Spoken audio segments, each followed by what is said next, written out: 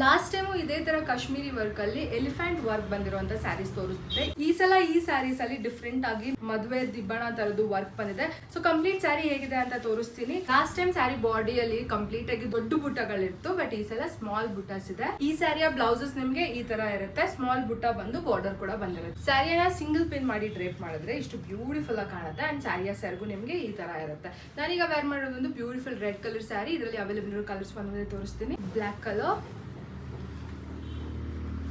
onion pink, cream और half white ಅಂತ ನೋಡಬಹುದು, ಪೀಕಾಕ್ ಬ್ಲೂ और पीकॉक ग्रीन, येलो कलर